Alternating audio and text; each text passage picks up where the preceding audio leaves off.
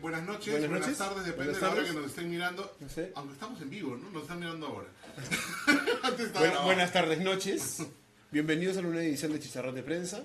Muchísimas gracias, Gustavo, por acompañarnos esta tarde. Vamos a hablar de varias cosas sobre las que Gustavo sabe un montón. Sí, un poco es levantándonos todos de esa adormidera que nos ha dejado el triunfo de la selección, porque mientras estaba ganando Perú, han pasado muchas cosas y que mucha gente no se ha enterado, ¿no? Entre ellas, todo lo que ha pasado en el Parlamento, ¿no? Incluso, tengo una que dice que han presentado un proyecto para enseñar en los colegios que Kenji Fujimori derrotó al terrorismo. Ha hecho su tarea. Y Kenya, entre otras cosas, lo que estaba pasando mientras una selección de 11 futbolistas profesionales derrotaba a los de Nueva Zelanda es de que muchos deportistas peruanos amateurs ganaban medallas de oro en los Juegos Bolivarianos. Ganó un mundial. Esfuerzo. Han ganado un mundial, el mundial de ajedrez. O sea, han ganado el mundial de ajedrez. Nadie sabe. Y nadie dio feriado. Bueno, primer tema, señor, que usted sabe muy bien. Bueno, primer tema es lo clásico, para no olvidarnos nunca de lo que está pasando en el fondo. Las confesiones vamos a decir las declaraciones de Marcelo Odebrecht en Brasil. Aclaraciones. Las aclaraciones, efectivamente, porque una parte importante ya estaban hechos.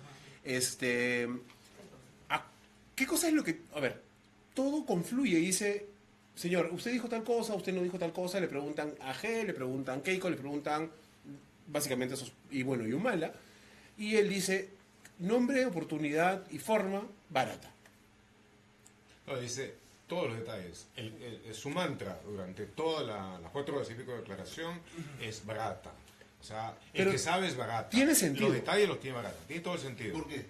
Pues bueno, como me dijo una fuente relacionada con Odebrecht, lo dijo así: Marcelo tiene el bosque, barata tiene el árbol.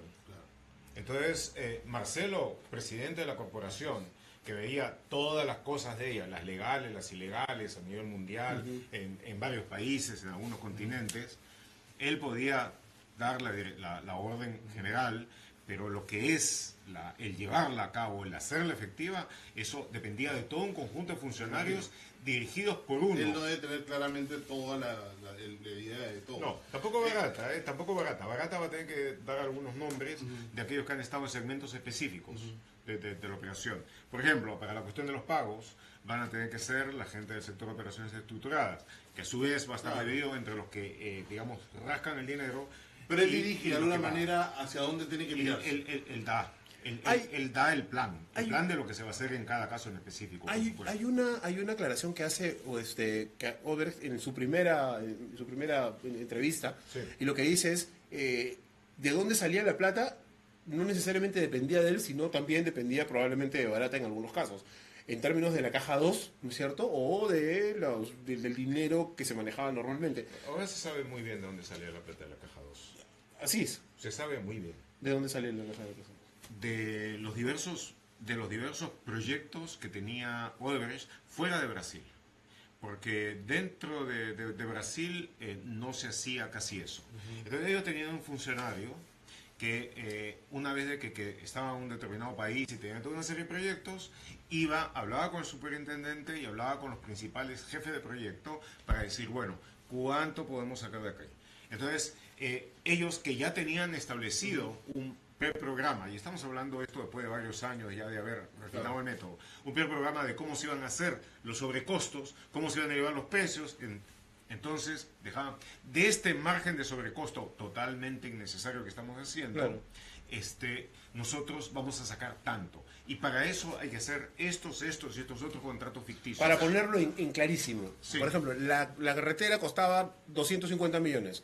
Entonces, 200 millones más. Entonces terminaba costando 450. Más, y luego de eso, tú ibas haciendo, algunos de esos costos, por supuesto, iban a la utilidad. Otros que tú deseabas primero sacarlo de la utilidad, que deseabas que no estuviera en el libro también para bajar tus impuestos, hacías toda una serie de maniobras ficticias, de contratos para lo que tenían ellos ya, todo un conjunto de cosas establecidas. Y entonces ese dinero lo sacaban y lo tiraban debajo de la superficie, lo llevaban al ámbito oscuro. Entonces desaparecía de la contabilidad, dejaba de existir en compañías fantasmas, que hacían trabajos fantasmas, que eran inexistentes, y mientras tanto entraba en circulación todo un grupo de manejadores financieros internacionales. Era todo un esquema. Bueno, mira, en determinados años, el sector de operaciones estructuradas, empezando por la caja 2, que es la que estoy describiendo, movió más de $700 millones. Wow. Digo, más o menos el presupuesto de ustedes, son básicamente, ¿no claro, claro, pero básicamente son de sobrecostos de obras, en realidad. Esencialmente es sobrecostos. Esencialmente sobrecostos. O sea, ahí puedes medir la cantidad de plata que les han robado. que le has metido a los gobiernos. Sí. A eso añádele los costos adicionales que ellos sacaron por arbitrajes. ¿No es cierto? Claro. Ahora, los sobrecostos variaban, por supuesto, con la naturaleza de cada obra. Ellos no eran tontos. Sabían de cuál se podía sacar más, de cuál se podía sacar menos, etc. Entonces, para poder hacer todos esos sobrecostos era necesario contar con tener contrapartes anuentes, ¿no es cierto? Es decir, corruptas.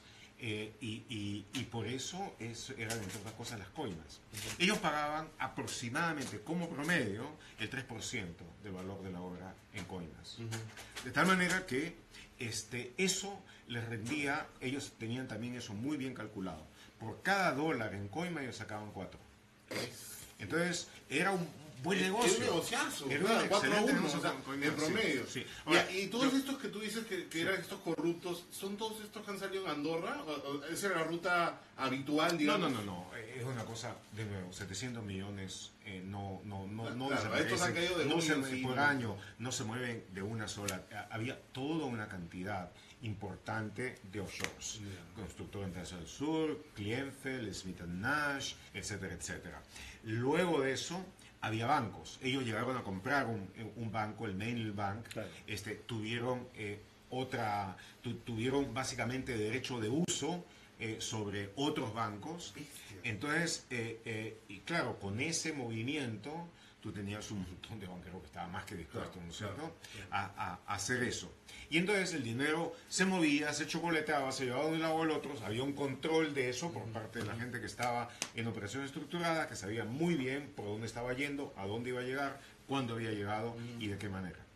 En algunos casos, en clientes especialmente sensibles, era necesario hacer operaciones más elaboradas, ¿no es cierto? Entonces tenía que hacer otro tipo de contratos, tener otro tipo de testaferros a los que le iba llegando la cosa, para que después de 3 o 4 cosas... Negocio. O sea, este era un negocio sobre el negocio que existía normal de Odebrecht. Bueno, de constructora, digamos, era el negocio del negocio. La constructora, hay que decirlo, los ingenieros que hacen su trabajo son buenos ingenieros, en términos generales, muy buenos. Es lo que dice todo el mundo. Sí, ¿no? pero no se caen los puentes de Odebrecht. No, pero esto estaba lo que ellos hacían. Después estaba todo el otro lado, el lado oscuro de la compañía. Porque ahora el fujimorismo ha tocado el tema de Grani Montero, ¿no? ¿Qué tan metido está el tema de Grani Montero? Que bueno, ¿cómo le van a hacer esto a la gente de Grani Montero que no tiene... Grani Montero se lo hizo, solo. Pero digamos, ¿qué tanta relación hay con una empresa como Grani Montero acá en el país? Bueno. O sea, de culpabilidad, asumimos que esos directivos que han tenido que... Bueno, yo estuve ayer en el programa Bocajarro, inmediatamente después llegó Bertel, que es ahora el presidente del directorio de Grani Montero, hizo una defensa vehemente de lo que han hecho, pero cuando Christian Hoodwalker empezó a hacerle preguntas cada vez más, y le dijo eventualmente, ¿usted pone las manos al fuego? No, yo no pongo las manos al fuego nadie. No confundamos, ¿no es cierto? Yo le digo, ¿y usted es responsable por todo lo que ha pasado? No, desde que entré. Entonces, mira, ellos acaban de demostrar, han contratado una compañía de abogados gringos que supuestamente tienen prestigio en due diligence, en cuestiones forenses y todo esto, que les han estado mirando las cosas y todo esto, y han dicho de que de que realmente no pasó nada, de que era más limpio que diente de bebé y todo esto, pero lo mismo sucedió en el caso de USA Norte, que fue el primer caso en que nosotros descubrimos independientemente toda una red de lavado que se originaba ahí con la intervención de Graña Montero. En ese momento fuimos, cuando todavía estaba Alvarado, todavía estaba Graña, y preguntábamos a Albert Graña Montero, ¿y ustedes cómo no se dan cuenta de esto? Porque ustedes están en esto para ganar plata. ¿Y cómo puede ser de que se tiren 14 millones de dólares, se lo saquen y ustedes no se den cuenta que han desaparecido? Es que no sabíamos, que nos decían que no, y además teníamos una muy buena auditora, una auditora internacional, ¿no es cierto?, que nos dijo que estaba todo bien. Pues es que para eso están las auditoras esas, para decir que todo está bien. Está bien. Entonces, pero mira, lo que nosotros hemos sacado después, no hay manera. Realmente no hay manera de que no supieran, de que no supieran lo que estaba pasando a través de todos los diversos proyectos consorcios en que han estado. Además, porque como sacó Malú Gaspar, la excelente periodista brasileña de Piauí, y nosotros también, había una cosa, uno de los sistemas que es evidente. Luego que había una reunión de accionistas para terminar la obra y repartir las utilidades, ellos decían, nosotros los accionistas, digamos, Camet, Graña Montero, etcétera, reconocemos el esfuerzo extraordinario que ha hecho Odebrecht para lograr llevar adelante la obra, y en consecuencia nosotros nos bajamos nuestra propia participación en la utilidad tanto. Y eso era. ¿No es cierto? Eso era y un poco más, porque Odebrecht les cobraba por el esfuerzo. Y no solamente por la energía, les cobraba por el... No, pero hay una frase que a mí se me quedó, ¿no? O sea, dime imbécil, pero no me digas corrupto. Y está un poco de moda eso, ¿no? O sea, ya no, yo... Eso siempre ha estado de moda, especialmente a la hora de pagar impuestos. Es mejor decir, soy un tarao, que soy un corrupto, o lo que sea, ¿no? Supuesto, sí. O sea, no soy un felón, digamos, ¿no? Claro, no, porque a los tarados, por se les alguna perdona. razón, no se lo manda a la cárcel. Claro, ¿no? claro. Es decir, soy un imputable porque soy un imbécil, Sí, ¿es cierto? Sí, pero el juego del tonto tiene su límite. Hablando de tarados, Klimper va a ser el que va a hablar por el tema de Keiko, ¿no? Del partido, digamos. Sobre No creo que Klimper hable sobre Graña Montero, francamente. No, sobre Graña Montero. Lo dudo mucho. Sobre lo que está... Lo dudo mucho, sí. No, él salió y dijo, ¿no? Yo creo en Graña, dijo en algún momento. Él siempre va a creer en Graña, no te preocupes. ¿Cómo no va a creer? ¿Cómo no va a creer? O sea, pero eso lo sabremos. A mí me parece que, bueno, en fin, ha perdido un poco la brújula, señor. En serio, ¿no? Porque dice algunas cosas que uno dice, ¿cómo va a decir esto? ¿Qué es lo que estás diciendo? Dime idiota, pero no corrupto. Entonces, todo el caso Odebrecht sin barata no existe. No, perdón. El caso existe No, pero no en cada tenemos país. una solución. Tú dices acá en el Perú. Acá en el Perú podría existir sin barata. ¿Sí? Podría existir sin barata porque ha habido una serie de funcionarios que han estado muy cerca de él y que han tenido participación, los que todavía ni siquiera han empezado bien las negociaciones. Pues tú has insistido en que sería ideal que barata sea, digamos, cuestionado en Brasil, no acá. Debe ser inicialmente cuestionado en Brasil. Acá no tiene sentido. Acá no tiene sentido. O sea, puede venir después, añadir determinadas cosas sobre lo que haya hablado. Pero la cosa fundamental, él ha tenido varias horas de delación. Yo he examinado casi todas. Entonces, ahí es evidente, omite mucho y también engaña. Pero como los fiscales brasileños, los fiscales brasileños, digamos que estaban ahí trabajando a horarios forzados, porque todo el mundo estaba hablando, en una especie de orgía delatoria. Entonces, ellos son chicos jóvenes, no tan ingenuos como algunos otros ejemplos que hemos estado hablando antes, y entonces tratan de hacer preguntas lógicas. Por ejemplo, hay un momento en el que, esto solamente voy a poder adelantar esto, ¿ya? En que Odebrecht está contando cómo fue el asunto con el pago para evitar la salida de Susana Villarán de la alcaldía. Entonces, él dice que en determinado momento dice que está hablando con José Miguel Castro. Ya. ¿Saben? José Miguel Castro, el que era el gerente. Y luego dice que está hablando con José Miguel Morales. Confunde las dos personas. Ustedes saben quién es José Miguel Morales, ¿no es cierto? José Miguel Morales, así es un minero, ex reforma agraria, hermano de una vaina a otra. Claro, porque él estaba junto con él en la Confiep. Expresidente de Confiep. Estaban juntos en la Confiep en esa época. Entonces se empieza y cuando en determinado momento el fiscal le pregunta atentamente o atenciosamente, como se dice en portugués, le pregunta, señor Jorge, ¿pero es José Miguel Castro o José Miguel Morales? Usted se queda para un ratito y después dice, es José Miguel Castro Morales. Entonces, Y nosotros, bueno, ya, claro, está muy bien. Entonces, es una de las muchas, una de las muchas. No sé si en ese momento él tuvo lapsus, actos fallidos de interpretación clarísima, no le pero conviene mentir, o sea, el tipo no le conviene mentir para nada. No, pero ahí tú te das cuenta claramente en el comienzo de los testimonios de Barata, te das cuenta claramente de las diferencias que él hace. A Toledo le tiene rabia. Quizás se sintió, la palabra que se usa ahora es bulleado, ¿no? Ya. Por Toledo, el conjunto de asesores israelíes que llegaban, quizá, no lo sé, pero no lo dice con buena ley. A Ollanta lo detestaba. Sí. Claro, porque en ese momento Odebrecht estaba Barata estaba en la Confiep, era una estrella ascendente dentro del ámbito empresarial, era uno de ellos. Pero y veían al chavista, ¿no es cierto? Veían al chavista y todo eso. Claro. Y en ese momento llega Marcelo Odebrecht y le dice, oye, Barata, le das 3 millones. ¿Qué? Entonces, ese chavista y todo, ¿cómo voy a quedar? Entonces es cuando humillado. No, y cuando le dice, mira Barata, esa no es tu cuenta, esa es mi cuenta. Pues tú vas y le das a él, pero si tú sientes de que te va a hacer algún problema, si sientes que va a haber algún grado de represalia, dale más a Keiko, ¿no? Dale más a Keiko. Es donde sale lo de los 500. No, antes. Sí, antes.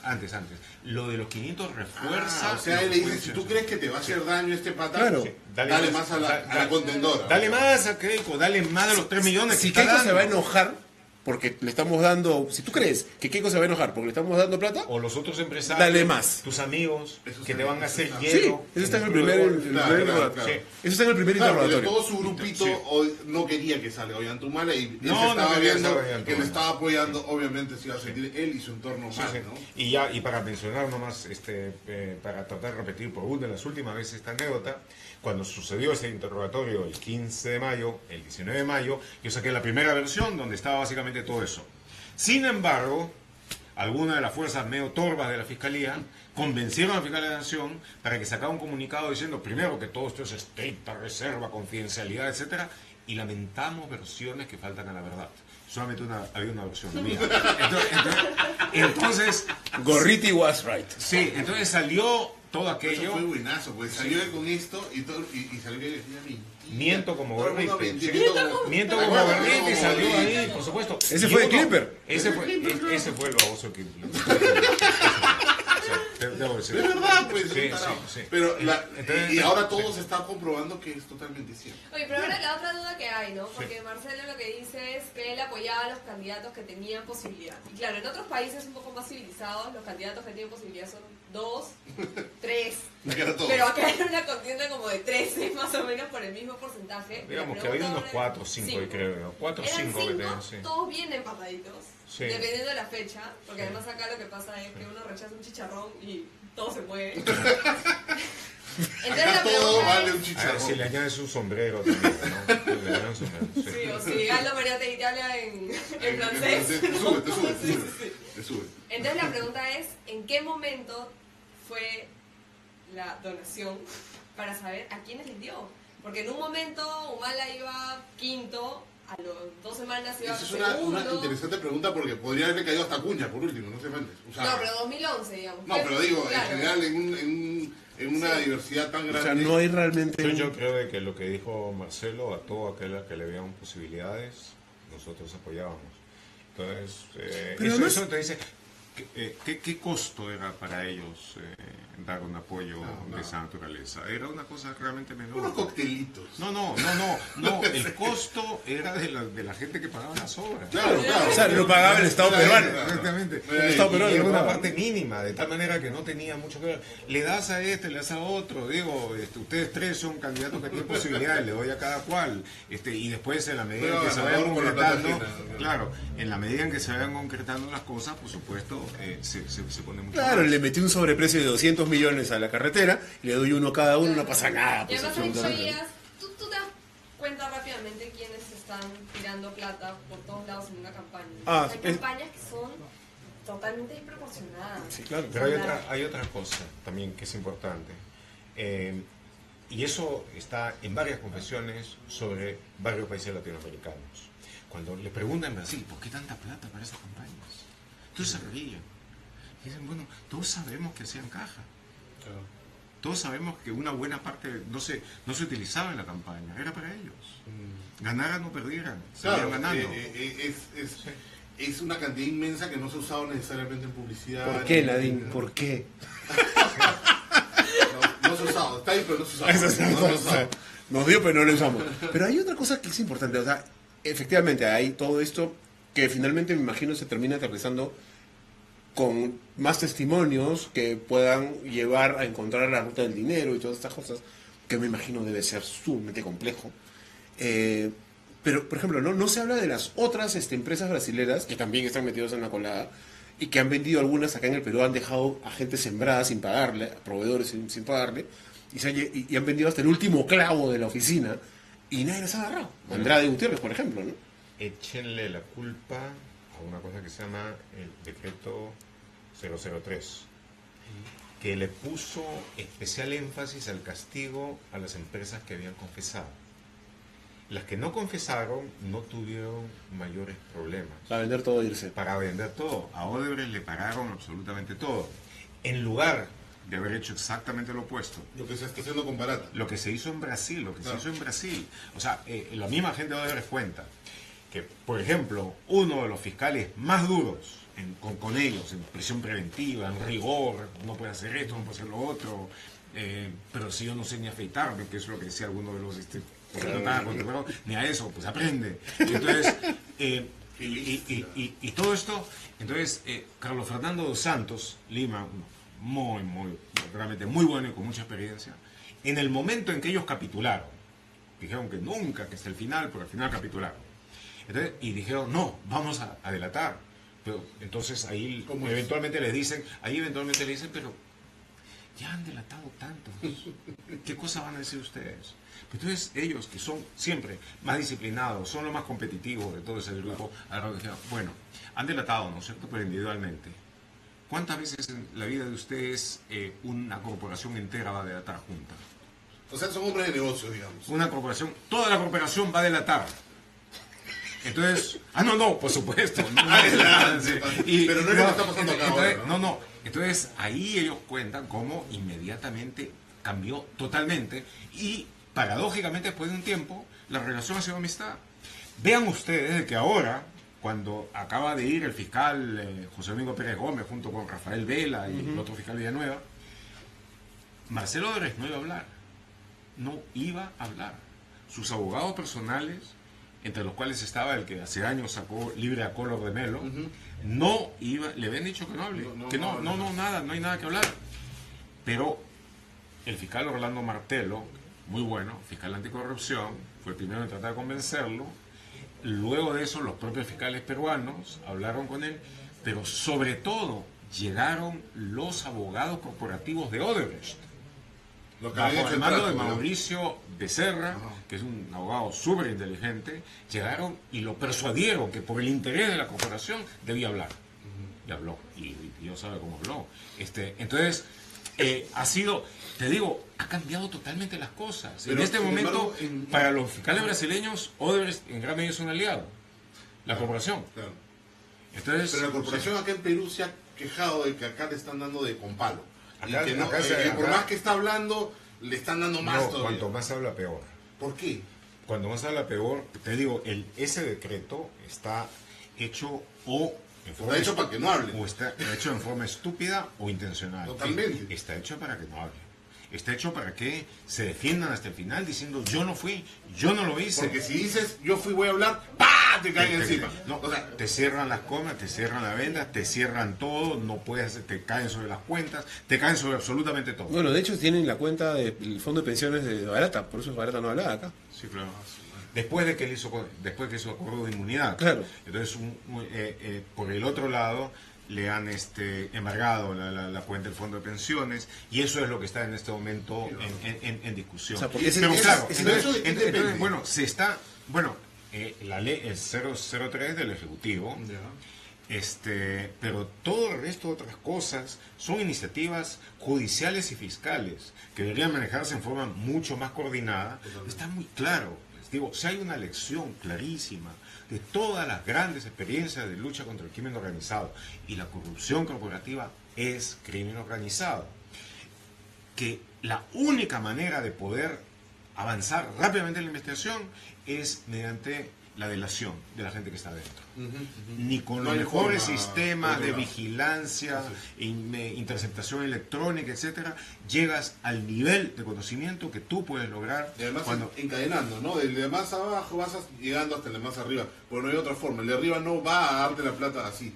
No. ¿Y por eso el informe Kroll no es público? ¿Ah? ¿Y por eso el informe Kroll no es público? Yo no sé, mira, yo he leído por lo menos una parte del informe Kroll, que he visto algunas cosas que me han parecido interesantes, pero tampoco me pareció nada impresionante. No sé si tú... No, yo, sí. A eso me refiero. Las cosas que yo he logrado ver, sí. No hay mayor cosa en lo que ya se sabe, no hay mecanismos, no hay la sofisticación de las cosas que nos estamos enterando con delaciones en Odebrecht. A eso me refería, sí, esa era mi comparación, ¿no? Por esa razón, lo que yo estoy diciendo es de que el interrogatorio tiene que hacerse en Brasil. Primero, porque lo esencial de la delación de Jorge Barata ha sido en Brasil. En Brasil ha omitido. En Brasil ha mentido. Y eso es grave. Entonces, él puede perder todo y ir a la cárcel. Claro. Todo. Y eso sí no. Él no lo va a dejar. De ninguna manera. Primero va a hablar todo. Claro. ¿Ok? Entonces, esa es la cosa. Ahí en Brasil, Martelo, todo, ya le pueden hablar muy bonito porque saben que él no tiene alternativa. Realmente no la tiene. El ex procurador general, Rodrigo Janot, ha sido muy claro. No solamente mentir, omitir cosas importantes, va a hacer perder todo. Entonces, él que está a punto de tener una vida no tan grata ni de lejos como la tenía. Pero un poquito mejor que lo que podría ser. Un poquito mejor de lo que puede ser el sistema penitenciario brasileño. Definitivamente, créeme que sí. Entonces, él y todos los demás van a hablar. ¿Cómo van a hablar? Tú decías, un poco adelantando de todo lo que iban a hablar, ha dicho ahora sobre el tema de Keiko, que iban a reaccionar de una manera escandalosa y lo están haciendo, ¿no? O sea, sí, de hecho, ya pagaron. Al comienzo... De hecho, se veía venir pues el Tribunal Constitucional, la Fiscalía, sí, todo, el Comercio, todo. Caretas. Sí. O sea, habían salido con la metralleta así como cara cortada cuando están todos ahí. Así, así salieron. Sí. Entonces... Pero digamos, la calidad de la bala no es buena. No, es que le falta un poquito de estrategia. Sí. No, han hecho... pero vergonzosas, o sea, las cosas tremendas. Era más que nada bochornosa. Claro. Era un payaso jugando cara cortada. Así es. Entonces, y yo te digo, les ha reventado en la cara porque el fiscal de la Nación, no, diría yo, es una persona correcta, pero no precisamente un samurái. Sin embargo, reaccionó con energía. Sí. Reaccionó bien. Nada. Entonces, luego los del Tribunal Constitucional se están defendiendo muy bien. Se ha ido a la Corte Interamericana. Claro, el Comercio inmediatamente, en vez de que asustarse, se ratificó. Uno se asustó, ¿no? Se fue corriendo. ¿No se fue corriendo uno? No fue por simpatía. Esa fue por simpatía. Entonces, ellos, de repente, caretas. Bueno, pues recuerden de que la cosa medio empezó ahí, ¿eh? Sí, claro. Medio empezó con los Rafa León. Sí. Entonces, no le contestaron inmediatamente bien. Y ahorita ellos se han dado cuenta de que tienen frentes por todos lados. Y se han dado cuenta de otra cosa más importante. Digo, no sé cómo le ibas a la verga en el curso de aritmética en primero y segundo de primaria, pero no tienen los votos. Claro, no tienen nada. No tienen los votos. Como para eso se necesita los 2/3 y no llegan. Pero ustedes están asustados. Yo creo de que después de esa cosa hepática, del discurso ese de Keiko que recordaba tanto no voy a permitir a su padre, a su viejo, sí, sí, en ese momento yo creo que después de eso llegaron a la conclusión de que bueno, pues ya la gente le está diciendo deja que se ya, no, sí, claro, pero que ahí en la oposición le está diciendo bueno, vamos a prepararnos, pues ¿no es cierto? Es confrontación, es confrontación. Ellos se han dado cuenta de que la confrontación la van a perder. Claro, yo estaba esperando también con tema del partido y toda esta vaina que nadie dijera ni Michi, ¿no? Pero el fiscal... Pero ellos están acostumbrados. Lo que pasa, yo creo, que en el fondo, como en esos... ¿Se acuerdan ustedes los chistes de Toby, que detective, que siempre el culpable era el señor Mota, el papá de Lulú? En este caso el culpable es PPK. Porque... Pero PPK es culpable de todo. Sí, sí. No, porque ha sido tan sumiso frente al mototaxi, se ha agachado tantas veces, dijo que iba a resistir y no resistió, retrocedió, se tiró al suelo, que ellos ya se han acostumbrado digamos, a hacer la especie de los gamonales de la Plaza Bolívar. Que con las reacciones de PPK esto iba a pasar. Los gamonales de la Plaza Bolívar. Ellos se empoderaron de una manera alucinante. Y una cosita más. Y él los pudo haber pagado. Sumiso es la palabra bonita. Claro, sumiso es la palabra bonita.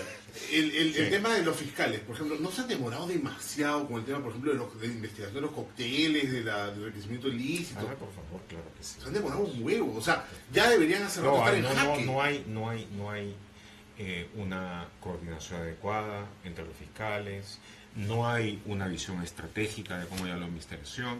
Esa investigación tiene que ser coordinada en varias cosas.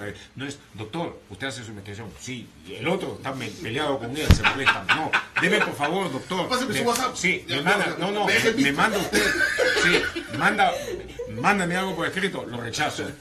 ¿No es cierto? Entonces, no puede ser.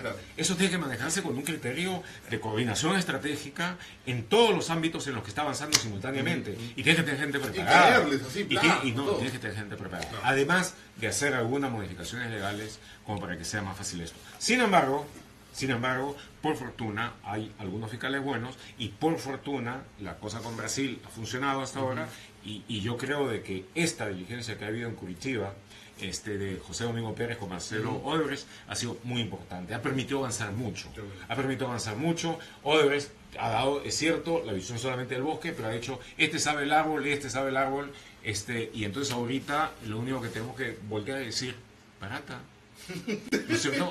Entonces, y empezar un interrogatorio que, a diferencia de lo que pasó en Brasil, cuando estén presentes en Brasil fiscales peruanos bien preparados, ahí no va a haber, nada que decir. Va a estar posiblemente presidiendo la sesión el fiscal Orlando Martelo, muy inteligente, de nuevo, muy capaz, y entonces él se va a dar cuenta perfectamente cuando le hagan una pregunta difícil y va a dejar de que se vayan hasta el fondo, como lo permitió ahora. Como había muchas cosas que no estaban en el libreto, y él permitió que se desarrollen para que pueda revelarse las cosas. Una pregunta, entonces, porque lo que haces es se arma un cuestionario que se traduce oficialmente y se envía a la Fiscalía Brasilera. Eso es lo primero, ¿no es cierto? Sí. Ya, entonces, pero no estoy, no se constriñe el interrogatorio a la pregunta que mandé. Eso ya depende del acuerdo que haya. De repente se levanta un abogado y dice, esto no está dentro de lo que está establecido y todo esto, por favor, no lo permita, doctor Marcelo. Entonces, él puede decir, bueno, no, pero yo creo que es de interés general. Sí, claro. O si no, puede decir, no, sacar nomás porque eso no está dentro. La pregunta que todos se hacen es, PPK, ¿es culpable? ¿Deja que esto ocurra así porque es sonso o porque tiene rabo de paja? No estoy en condiciones de responder a eso. Mierda. Porque es una pregunta realmente difícil. Es dificilísima. Es una pregunta realmente difícil. Y si las dos cosas son verdad... Pero... Sí. No, pero si le han dado a todos los candidatos, es muy probable que le hayan dado a PPK. Yo no sé. Pero Marcelo Odebrecht, recuerda que dijo que primero Pedro Pablo se había opuesto de su posición de ministro de Economía y de jefe en Consejería de Protección a ERSASUR, al proyecto ERSASUR, y de que él se había convertido en una piedra una piedra en zapato de Odebrecht, ¿ok? Con una piedra con acento, pero piedra. Entonces, y luego de eso... acostumbrado a hacer piedra. Sí, entonces, pero luego de eso, cuando él sale de ministro, ellos le ofrecen y le pagan una consultoría financiera. Entonces, y le preguntan, ¿y por qué? Si había sido la piedra en el zapato y todo. Es para curar heridas. Marcelo, casi literalmente para curar heridas. Oye, pero ¿sabes qué? Hay una cosa que a mí, que me parece que es un paralelo muy interesante. Cuando entrevisté a Dionisio Romero, cuando se estaba retirando, una de las cosas que le preguntamos era eso, ¿no? ¿Cuál era cuál era su involucramiento en campañas políticas. Y le decía, nosotros le ponemos plata a todos. O sea, lo dijo... Pero no es el único. On the record, por supuesto. Pero lo que voy es que lo dijo con una tonalidad tal que era claro que no era nada ni muy oculto, ni muy complicado, ni muy peligroso. Y que si los candidatos se enojaban, entró en mala suerte, pero ellos le daban a todos. ¿No es A cierto? propósito de lo cual Dionisio Romero, seminario. ¿no? Claro. Tuvo un abogado que fue el que básicamente lo sacó de la sala severa de las Inés. Que es el abogado de Keiko Fujimori. Y que es Arsenio de Guardia. Exacto. Es el mismo, sí. Bueno, pero a lo que iba con eso, que efectivamente es el mismo, y ellos saben perfectamente que ella puede pedir que se libere lo que le dé la gana, y si lo pide el Papa no le dan absolutamente nada, y ellos juegan un poco a favor de eso. Si hubiera sido Nagasaki estaría preso, pero bueno. Mal, bueno. Puta, y yo quería invitar al chino. Mal, sí. Es que ¿Él es el que habla de los extraterrestres en Capital? No. Ah, ese es otro, ya. Pero a mí o sea, esa parte me genera cierto, pero si Pepe Casa le dice, no, a mí no me ha contratado nadie, ¿no es cierto? O sea, y va un poco contra la palabra de Odebrecht, que se supone no puede mentir, ¿no es cierto? Porque si miente se va al bote de 20 años, o sea... No, y está a punto de salir. No es a eso voy. Está a punto de o sea, salir. sí, claro. Por supuesto, estaba condenado a 20 años, gracias a la delación le han dado toda una serie de premios, pero ese es todo el principio. Por eso se llama delación premiada. Entonces, ahora en diciembre va a salir de la cárcel de Curitiba, donde ha estado, desde que lo agarraron en junio del 2015, va a ir en arresto domiciliario a su casa, pero ya va a estar en su casa. Luego de un tiempo más, va a poder trabajar unas horas por día, unos días por semana, fuera de casa. Luego de otro tiempo más, va a poder salir todo el día y también fin de semana. Bueno, estamos hablando de que básicamente entre 6 a 7 años ya él después recupera todos sus derechos. Hay que ver dónde va a desenterrar algo. No creo que se desenterrar nada. Él va a tener lo suficiente. ¿Tú conoces esa cárcel de Curitiba? ¿Has ido por allá? He estado, por supuesto, estaba en el edificio. Es una cárcel de un nivel, digamos, para un corporativo. No. O sea, yo no he visto la cárcel de Brasil, pero no piedras gordas. No, esto es otra cosa. Eso está dentro del edificio de la Policía Federal. He estado en el piso. Hay una puerta donde se entra a esa sección relativamente pequeña, donde están todos esos ex capitanes de empresa de Brasil. Como la base naval, así. Que sí, pero compartiendo una celda, ese tipo de cosas. Y de nuevo, teniendo que aprender ciertas cosas tan difíciles como afeitarse. Como afeitarse solo. Pero contando, estos jóvenes eran tan millonarios que nunca se afeitaban. Iban a querer afeitarse en la cara. De un día para otro tienen que afeitarse. Una serie de cosas son difíciles, ¿no? Lavar tu ropa, por ejemplo, ¿no? Claro. Entonces, todo ese tipo de cosas. Bueno, pero es una cárcel. Una cárcel es una cárcel. O sea, y difícil. Entonces, él iba a estar 20 años. Ha salido en algo más de 2 años, para un sistema bastante bajo. En contrapartida, ha delatado mucho. Durante 10 años está obligado a responder con verdad a lo que se le pregunte. Además de eso, han pagado una multa, pagarán otra forma de restitución, han sacado de la empresa a todos los que han estado involucrados en cuestiones criminales, han contratado monitores externos, han cambiado todos los principios para convertir a la empresa en una empresa totalmente reformada. Para no matarla, digamos. La empresa está... Para no matar la empresa, digamos. No matar a la empresa, para que la empresa funcione con otros principios. Esa empresa funciona, o sea, el tema es otro. Pero va a salir muerto de miedo. No creo que en Brasil, obviamente no va a poder ir a Venezuela, ¿no es cierto? No va a poder ir aquí no va a ser tan sano. Machu Picchu Pisco olvida. Para la gata. Bueno, un tiempo, ¿no es cierto? Por lo menos un tiempo. Sí. Pues, otra cosa, o sea, sí, una parte que de repente a nosotros no nos parece tan simpática, pero es el hecho de aportar dinero en una campaña política, aunque sea éticamente cuestionable, no es delito en el Perú. No, no es delito, lo ha dicho ya Rosa María 75 Palacios, veces. Exactamente, ¿No es cierto? y con su propina además, pero Claro. aparte de eso, está el hecho de que sí puede haber lavado dinero, ¿no es cierto? Dentro de ese proceso y todo esto.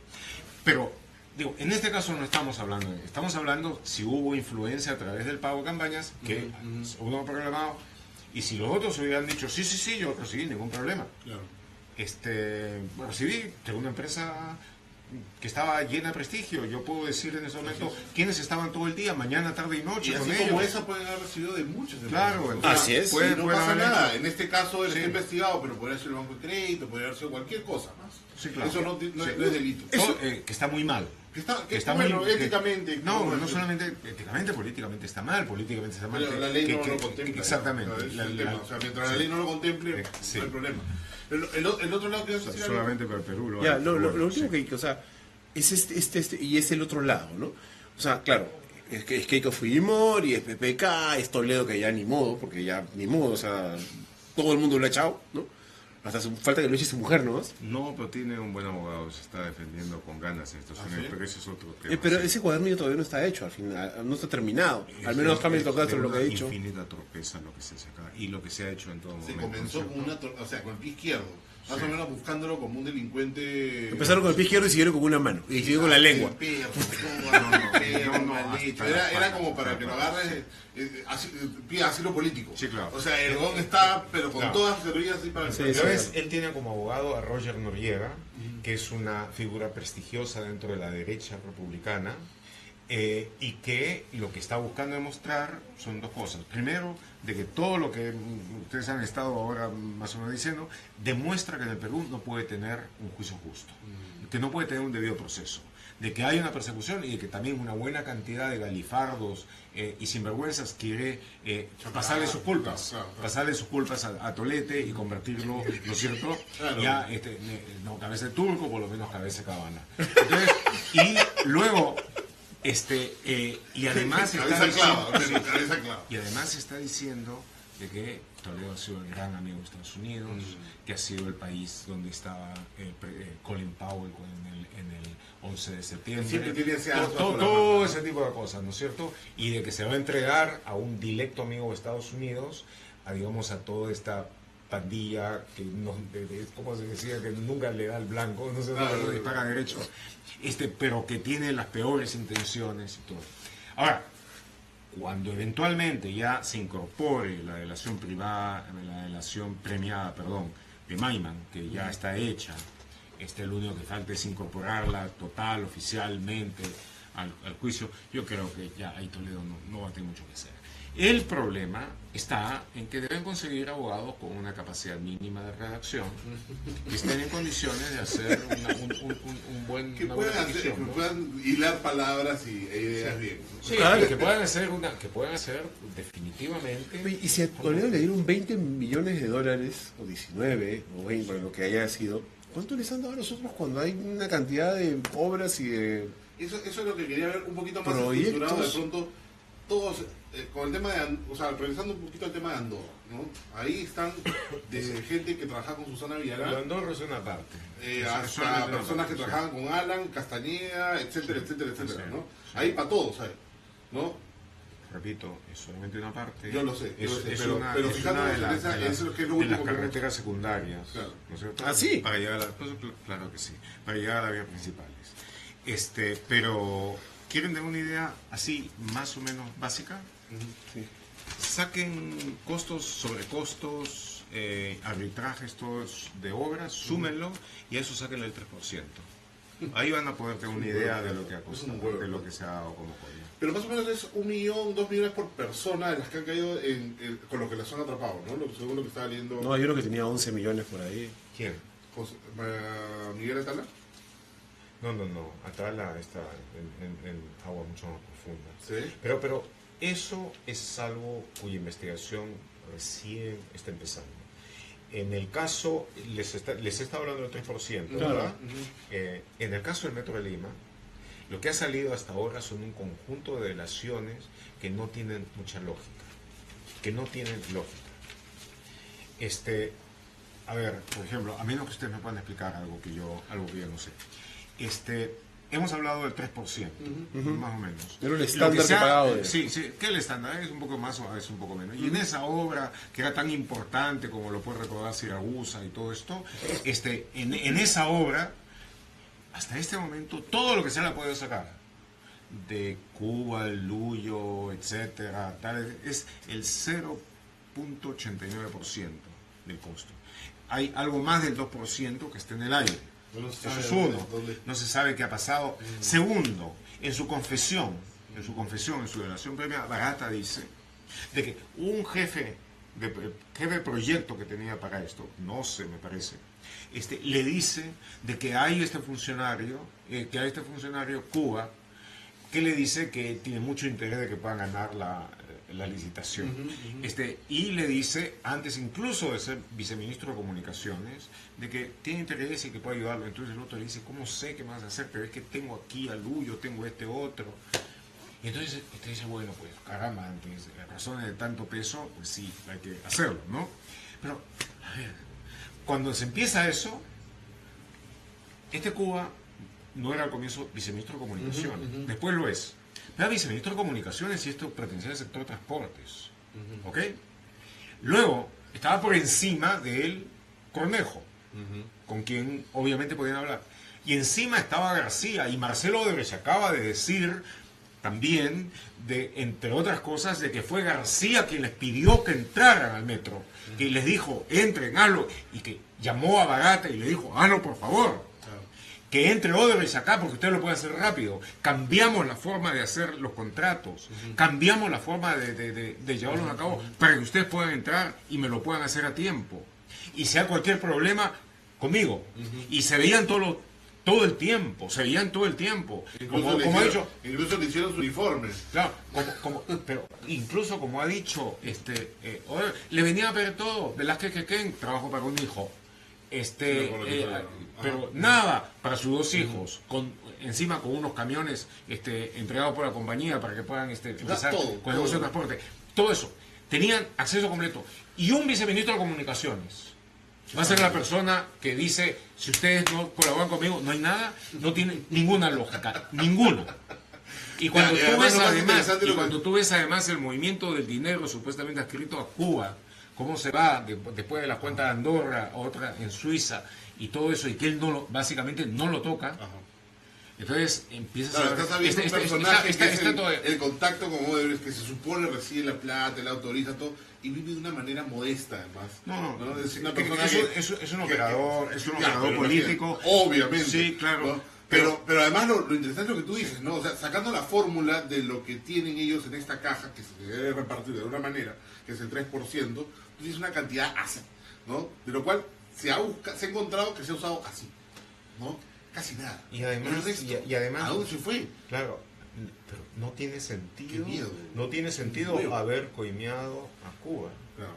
No tiene sentido. Cuba, para ponerlo en los términos que les gusta decir a la gente de Lima, Cuba era nadie en términos de poder decidir al respecto. No tiene sentido que haya sido coimeado. Bastaba con que Barata levantara el teléfono, llamara a Palacio y dijera, mira, acá hay un tipito que se llama Cuba que está fastidiando. ¿Okay? ¿A dónde quieres que lo mande? ¿Cuba? Sí. Claro, un cronista de comida en Lima fue a entrevistar a una señora que presuntamente preparaba la feijoada, la mejor feijoada de Lima, ¿no? Sí. Y esa señora era la esposa de Barata, claro. ¿no? Y él, antes de saber que era la esposa de Barata, la señora le decía, acá siempre venía el presidente, no sé qué, no sé cuántos. Y dice, siempre venía, ¿no? Siempre venía. Mira tú. La señora decía, no lo estamos diciendo, por si acaso. Una última cosa con respecto a esto de acá. Sí. Esto se parece mucho a lo que fue a todas las coimas y los robos durante el terremoto de Pisco, ¿no es cierto? En la que en el CIS... Eso fue espantoso, pero esto ha sido mucho más. No, claro, pero lo que voy es... Pero digo en la forma, ¿no? O sea, en el CIS se robó un señor, el jefe del CIS, 19 millones de soles, fue preso, después lo indultaron, y porque se iba a morir en la siguiente semana, y al final no se murió nunca, está indultado en su casa, vive modestamente, no, 19 millones de dólares. ¿No? Sí. Y nunca o sea, no tiene ningún signo exterior de riqueza, ni él, ni sus hijos, ni sus nietos, ni nadie, ¿no es cierto? Y él está en su casa porque lo indultaron en el CIS, ¿te acuerdas?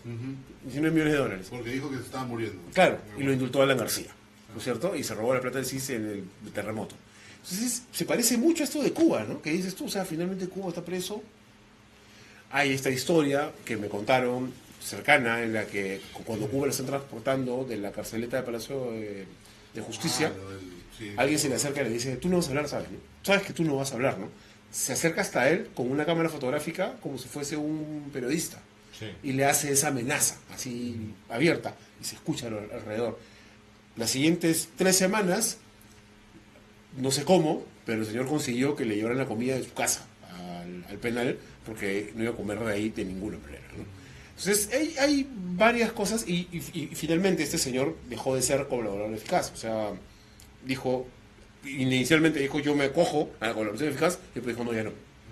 Entonces, Bueno, si hubiera algo mínimamente parecido en eficiencia a lo que hay en Brasil, esta gente ya estaría colaborando.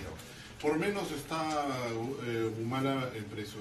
Sí, bueno, en el caso de Humala, yo te digo, al margen de que él debe ser investigado por otras razones, yo creo que es un abuso lo que se ha cometido, claro. Y de que ha sido básicamente una cuestión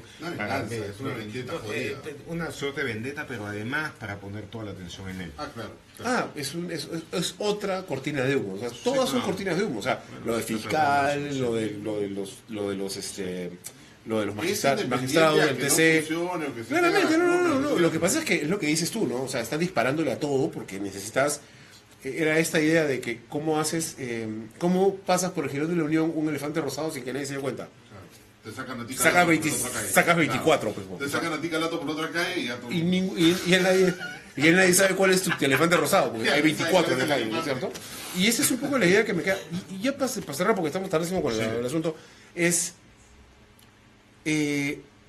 Barata y yo debería estar trabajado con montones de regiones, con montones de municipalidades, con montones de gente, y como dicen también a los que estaban primero, en algún momento Castañeda tuvo una posibilidad importante dentro de lo que era, ¿no? Pero además ahorita hay esta investigación contra contra la gestión de Susana Villarán.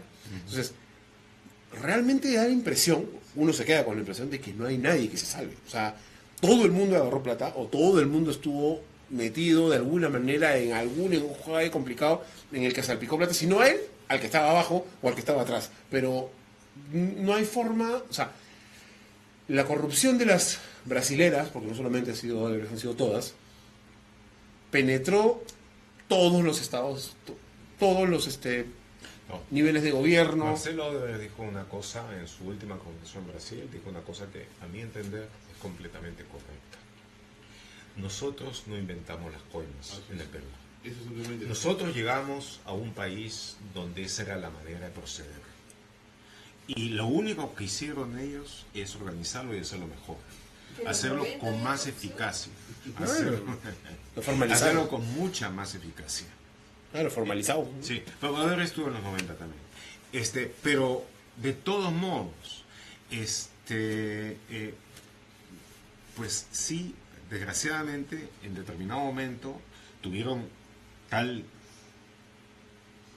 capacidad, tal fuerza, tal predicamento dentro del Perú en todos los sentidos, de que los iban a buscar desesperadamente. Ellos han tenido, digamos, aparte de la cuestión política, ¿no es cierto? Está obviamente las asociaciones empresariales, que ahora los empresarios entonces hacen lo que no lo conocieron. Claro, la Cámara de Comercio han estado metida ahí. La Cámara de Comercio y la CONFIEP y la CONFIEP y todo eso. Perú 2021 y todas esas organizaciones de responsabilidad social. Pero además de eso, han estado metidos en periodismo. Claro. Han estado metidos en periodismo. han contratado virtualmente a todos los estudios más o menos importantes de abogados. Hay varios estudios que después los han sacado de su página web, como para tratar de que, como si no hubieran existido nunca. ¿No? Bien estalinista, ¿no? Sí, pero a diferencia de la época de Stalin y todo aquí, hay formas de reconstruir. Hay formas de reconstruir. Es como Alan que no sabe todavía que existe YouTube, ¿no? Dicen, no, yo nunca, de ¡pah! Le sacan. Entonces, ha sido una penetración grande. Aquí ha habido un premio nacional de periodismo de investigación, Odebrecht, por Dios, ¿no es cierto? Entonces, ha habido todo eso. Hay una penetración muy fuerte, lo que realmente te indica la necesidad de trabajar por un Estado que tenga núcleos de integridad reales, de gente que tenga la suficiente tranquilidad de vida como para que no pueda haber influencia, si es que son lo suficientemente honestos, sobre ellos, sus familias, a fin de que puedan ellos ver el interés común, el interés de la gente, al margen de la influencia que puedan tener compañías. Ahora son las brasileñas, antes han sido otras. Ahorita se viene una oleada nueva. Y te aseguro que eso existe desde el virreinato. De otras más. Te aseguro que esa necesidad de quién hace la obra, yo te pongo, eso existe toda la vida. Te aseguro desde antes.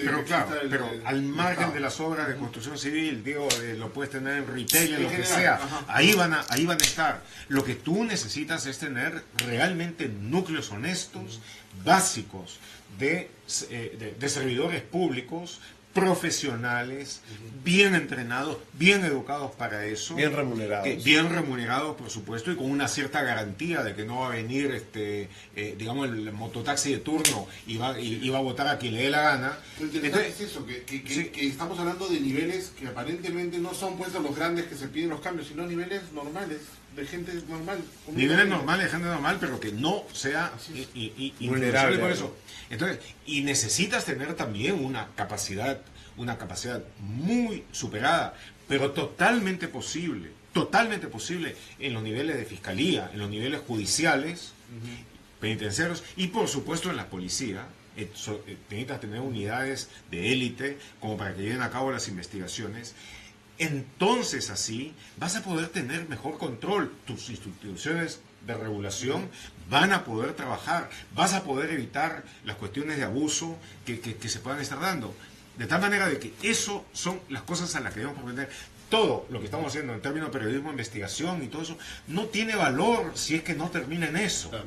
O sea, lo único que tú puedes lograr es decir, yo lo saqué a la luz, yo en este otro lado, ¿y eso qué? Es como más o menos lo que pasó cuando atraparon a Burga, ¿no? El tema de Burga, cae Burga y empieza no cambia todo el sistema ni el equipo de fútbol, ¿no? O sea, de los jugadores, sino viene una persona como el ciego Olitas, ¿no? Viene y empieza a resolver y decir, ¿sabes qué? Vamos a ir al mundial y vamos a hacer estas cosas y los cambios se van haciendo poco a poco, ¿no? Pero tenía que caer pues la parte fea de todo este grupo, ¿no?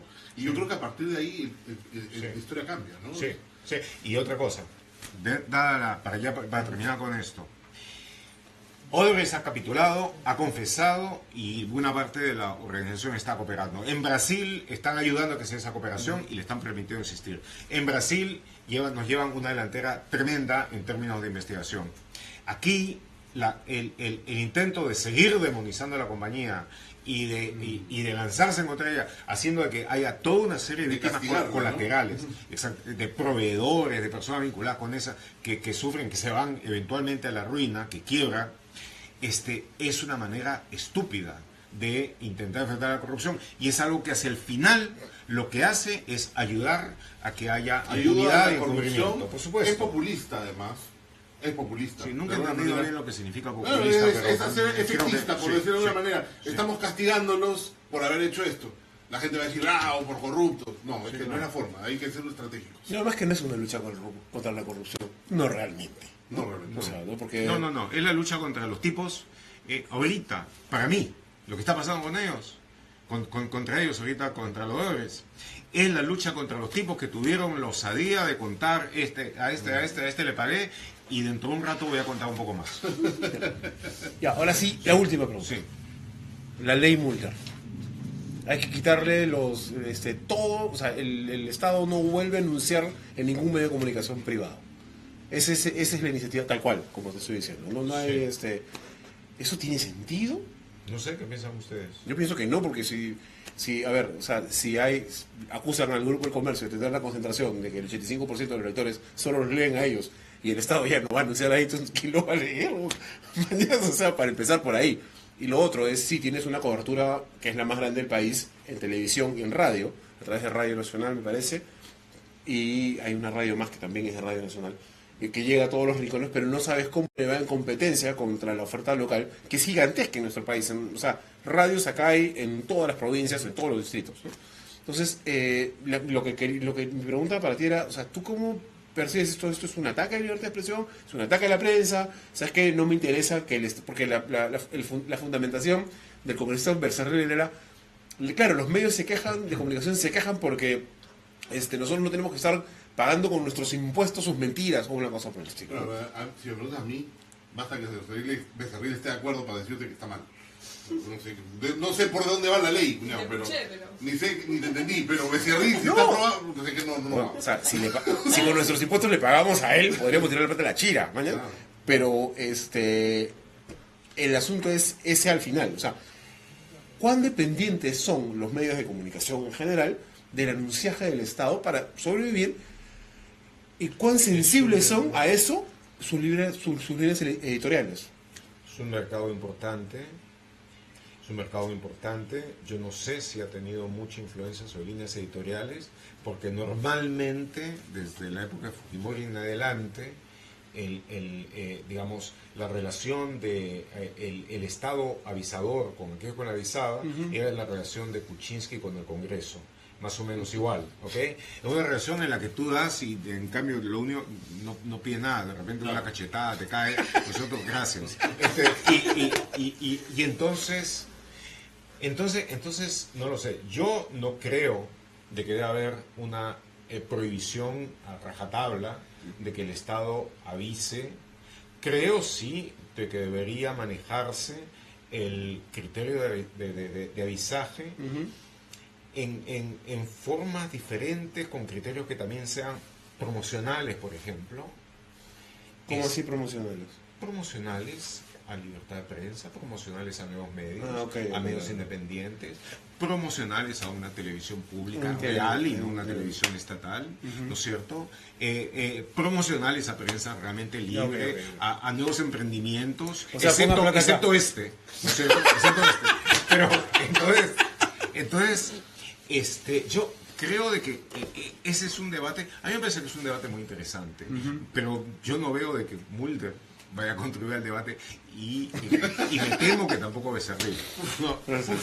Bueno, muchísimas gracias amigos por vernos hasta ahora, no sé cuántos hemos nombrado. Muchísimas gracias Gustavo por venir, verdad extraordinario. Nos vemos la próxima semana, por favor compartan. Esto sale mañana en YouTube. Temprano he colgado, ojalá que haga Cri lo suba. Sí, y una cosita más, estábamos sorteando un polo. ¿Dónde está el polo? A ver, por favor. Estábamos sorteando un polo entre las personas que hayan comentado en vivo. Así que si no has comentado, tienes 2 segundos para comentar. 3, 2, 1, corta, chao. Es casi Diane Manray. No, un poco chiquito para mí. Voltea. No, a ti sí. Está bonito, ¿ves? Está bien bonito. Sí, pero no nos queda. Los estamos en Amarra. Los estamos rifando porque no nos quedan. Nos vemos la próxima semana. Chao, compartan. Hasta luego. Me ha gustado muchísimo. Gracias, Gustavo. Gracias, Gustavo. No, de verdad.